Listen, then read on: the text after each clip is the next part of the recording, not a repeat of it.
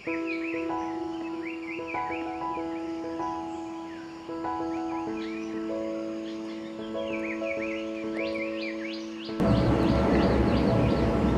Viewers, welcome back my channel. আজকে আমি দেখাবো কিভাবে পাখি ড্রয়িং করবেন ফ্যাব্রিকের উপরে। আমি এখানে একটা ওড়না নিয়েছি এক কালারের, এর উপরে আমি শুধুমাত্র কালো রং দিয়ে পাখি ড্রয়িং করব। তো আমি ওড়নার দুই পাশের যে আঁচল তার মধ্যে যে কোনো এক পাশে আমি বেশ কয়েকটা পাখি এঁকেছি।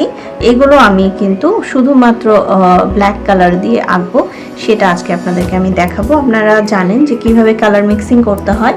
আমি এখানে একটা বাটিতে এনকে এবং বাইন্ডার মিশিয়ে নিয়েছি। আর কালার কিভাবে মিশাবেন, এখানে আমি 50% দুটোকেই 50% করে নিয়েছি। আর এর সঙ্গে আমি একটু ব্লু কালার দেব, আর ব্লু আর একটু আমি ব্ল্যাক কালার দেব। এই দুটো দিয়ে আমি কালারটা তৈরি করব। তাছাড়া কালার মিক্সিংয়ের ভিডিও চ্যানেলে দেওয়া আছে, আপনারা সেই ভিডিওটা দেখেও করতে পারেন। এবং নীল এবং নীল, লাল এবং হলুদ এই তিনটা রং দিয়ে কালো রং তৈরি করা যায়, সেটাও কিন্তু আমার চ্যানেলে দেয়া আছে। তো আজকে আমি যেহেতু আমার কাছে ব্ল্যাক কালার আছে, তাই আমি কিছুটা ব্ল্যাক কালার দিব এবং আমার এই কাজটাই হবে ব্ল্যাক অ্যান্ড হোয়াইট। তো আমি এই কারণে আপনাদেরকে এই কিছুটা কালো রং দিয়ে দেখাবো আজকে। তো দেখা যাক কি হয়। ফার্স্ট টাইম আমি করছি, আশা রাখি আপনারা পুরো ভিডিওটাতে আমার সাথে থাকবেন এবং ভিডিওটা উপভোগ করবেন। তো চলে যাই কাজে। আমি প্রথমে পেন্সিল দিয়ে ড্রয়িং করে নিয়েছি, আর এটা একটা ফ্রেমে আটকে নিয়েছি। আমি এখানে অনেকগুলো পাখি এঁকেছি বিভিন্ন ভঙ্গিমায়। আমি এগুলো একে একে করব। আপনারা শুধুমাত্র ড্রয়িংটাই আমি কিভাবে তুলি দিয়ে এই ওড়নাটাতে করব সেটা কিন্তু আমি দেখাবো। তো চলে যাই মূল কাজে। তো এখানে আমার কালার মিক্সিং করা হয়ে গেছে। আজকে আপনাদেরকে একটা সিক্রেট বলে নেব। অনেকেই ভাবতে পারেন যে কালো রং আছে, কালো রং দিয়ে কাজ করব, তাহলে আমরা নীল কেন নিচ্ছি? এখানে সিক্রেটটা যে কালো রং শুধু দিলে সেটা একটু ফেড লাগে। যখন আপনি সঙ্গে নীল রংটা দিবেন তখন কিন্তু এই কালোটার মধ্যে গ্লেজ আসবে। তো যদি আপনি একটু ব্লুইশ ব্ল্যাক রাখতে চান তাহলে আপনি নীল আর কালো মিক্সিং করবেন, আর যদি রেডিশ ব্ল্যাক রাখতে চান তাহলে আপনি নীলের সঙ্গে এই কালোর সঙ্গে লাল মিক্স করবেন। তো এই হচ্ছে, আমি একটু ব্লুইশ করব, এই জন্য আমি ব্লু কালার নিয়েছি। আর আমি কালারটাকে দেখতেই পাচ্ছেন আপনারা, ঘনত্বটা। তো আমি কাজ করতে করতেই হচ্ছে আপনাদেরকে দেখিয়ে দেবো কিভাবে আমি কাজ করছি। এটা খুবই সহজ। আমরা খাতাতে পেন্সিল দিয়ে যেভাবে ড্রয়িং করি ঠিক একইভাবে আমরা এখানে ড্রয়িং করব, বা স্কেচ যেভাবে করি ঠিক একইভাবে করব। আমি পুরোটাতে প্রথমে ড্রয়িংটা দিয়ে নেব তুলি দিয়ে। আর এটার জন্য আসলে কোনো আলাদা পদ্ধতি নেই, এটা আপনাকে প্র্যাকটিস করতে হবে। প্র্যাকটিস করতে করতেই কিন্তু এটা হবে।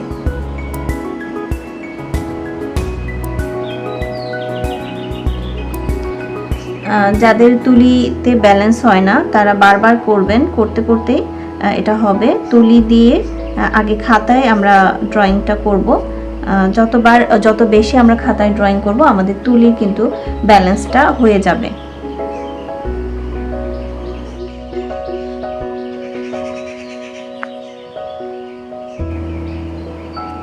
যারা বিগিনার আছেন তারাও এটা পারবেন। চোখের মাঝখানে আমি একটু সাদা রাখবো।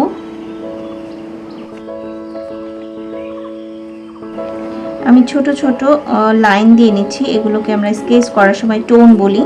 আমরা ছোট ছোট টোন দিয়ে নিচ্ছি তুলি দিয়ে। খাতায় ঠিক যেভাবে আঁকি সেভাবেই কিন্তু আমি আঁকছি। খুব সিম্পলভাবে আমরা খুব সুন্দর একটা ডিজাইন করে ফেলতে পারি।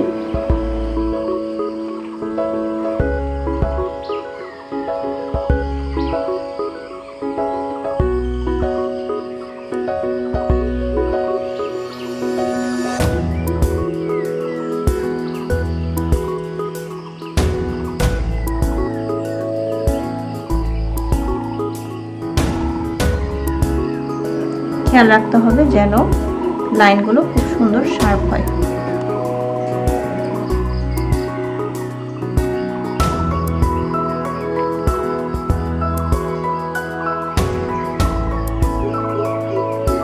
এটা আমি কিছুটা শুকিয়ে নিয়ে তারপরে আমি এই কাজটা করব। যদি শুকিয়ে না নেই তখন এই পাখির যে রঙটা এই পাখিতে লেগে যাবে। আর চাইলে আমরা হেয়ার ড্রায়ার দিয়েও শুকিয়ে নিতে পারি, অথবা আমরা ফ্যানের বাতাসে শুকিয়ে নিতে পারি।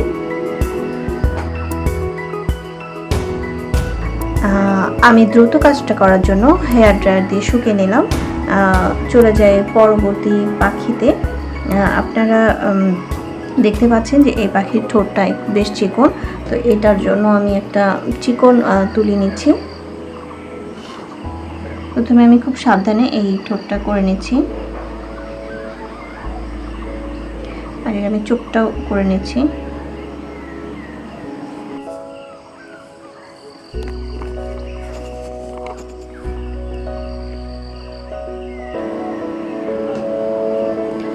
এই হয়ে গেল। খুব সহজভাবে আমি করছি, কিন্তু কাজটা অনেক ইউনিক হবে। আমি এটাকে আবার হেয়ার ড্রায়ার দিয়ে শুকিয়ে নেব, তারপর আমি কিন্তু এর চারপাশে ডাল এঁকে নেব। তো আমি সবগুলো পাখি আগে এঁকে নিয়ে তারপরে আমি গাছের ডালগুলো আঁকবো। খুব বেশি ডাল দেবো না, খুব সামান্য ডাল আমি দেবো।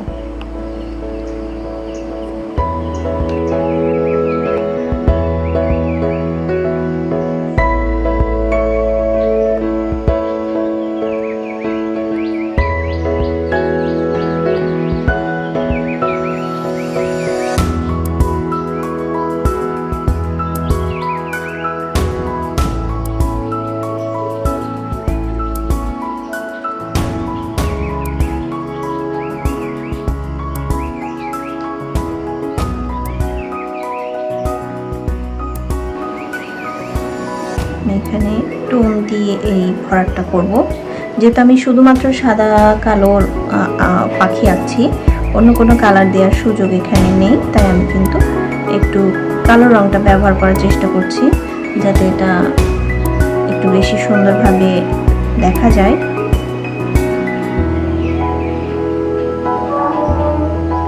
এটা একেবারে রিয়েলিস্টিক না, আমি আমার মনের মতো করে পছন্দ মতো করছি। আপনারা আপনাদের পছন্দ মতো করতে পারেন, চাইলে রিয়েলিস্টিকও করতে পারেন, আপনাদের ইচ্ছা। জায়গায় আমি কালো রং লেপটে দিচ্ছি যাতে পাখিটা একটু সুন্দর লাগে।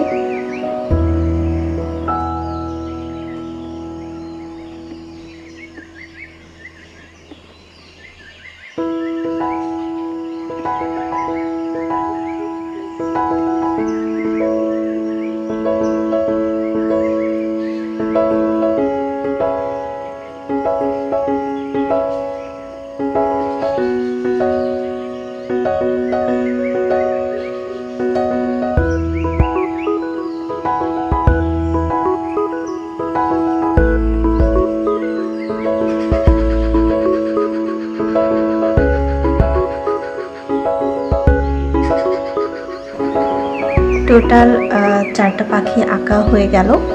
এখন বাকি আছে আর দুটো, এই দুটো আমি এঁকে দেখাচ্ছি। আমি প্রথমে চিকন তুলিটা নিচ্ছি, যেহেতু এই ঠোঁটটা বেশ চিকন, তো আমি ঠোঁটটা আঁকানোর জন্য কিন্তু আমি আগে চিকন তুলি দিয়ে এঁকে নিচ্ছি। আমি আগেও বলেছি, এখনও বলছি, আমি গুগলে অনেকগুলো বার্ডের ড্রয়িং দেখে এগুলো এঁকেছি। আপনারা প্রথমে চাইলে খাতায় ড্রয়িং করে নিতে পারেন প্র্যাকটিস করে নেওয়ার জন্য, তারপরে কিন্তু আপনারা ফ্যাব্রিকের উপরে করতে পারেন। আমি সরাসরি ফ্যাব্রিকের উপরে এঁকেছি। আপনারা যারা বিগিনার আছেন তারা অবশ্যই প্রথমে খাতায় ড্রয়িং করে নেবেন।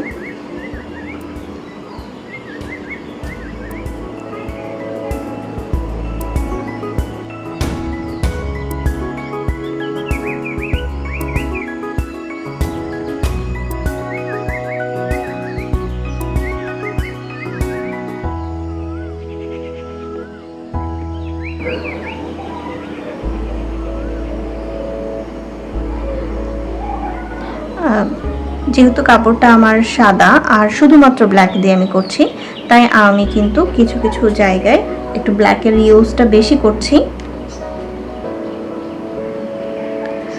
আর আগের ভিডিওতেও আমি বলেছি, আমরা যখন কালার দিব আমরা একটু বেশি কালার দিব, কারণ এগুলো আমরা যখন ওয়াশ করব তখন হালকা হয়ে যেতে পারে। তার জন্য আমরা একবারে দিয়ে তারপর আবার আমরা ডাবল কালার দিব, যাতে করে মোটা হয়ে গেল। তো যাই হোক, শুধুমাত্র একটা লাইন দিয়ে রেখে দিলে দেখা যাচ্ছে যে পরে ওয়াশ করার সময় এটা উঠে যেতে পারে অথবা হালকা হয়ে যেতে পারে, তাই আমরা একটু ডার্ক রাখার চেষ্টা করব। আমি একটু কালার দিয়ে নিচ্ছি, যেহেতু আমি আমার মনের মতো করে করছি, রিয়েলিস্টিক করছি না, সেক্ষেত্রে আমি দিতে পারি আমার মনের মতো করে। এই একটা পাখি হয়ে গেল।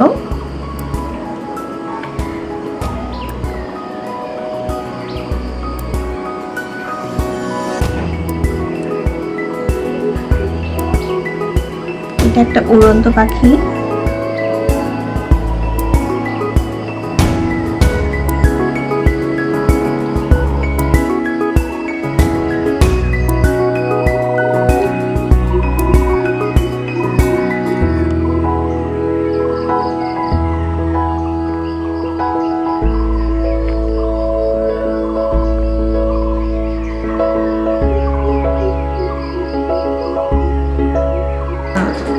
আমি এর ডালগুলো আঁকার জন্য আমি এই ধরনের একটা ফ্ল্যাট ব্রাশ নেব এবং খুব স্পিডের সাথে আমি ডালগুলো আঁকবো।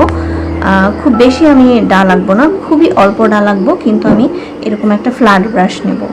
তো ফ্ল্যাট ব্রাশ দিয়ে আমি দিয়ে নিচ্ছি এবং আমি জাস্ট প্রত্যেকটা পাখি যে ডালে বসেছে তার জন্য আমি খুব সিম্পলভাবে কিছু ডাল এইভাবে দিয়ে নেব।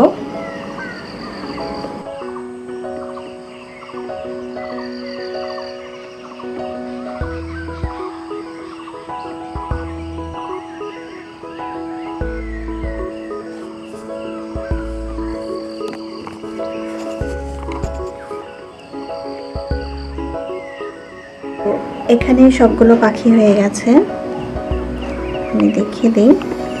এখানে আমি ডালটা এভাবে গাছের ডালগুলো দিয়েছি একেবারে সিম্পলভাবে। বাকি পাখিগুলো এখানে ঠিক এভাবে থাকবে।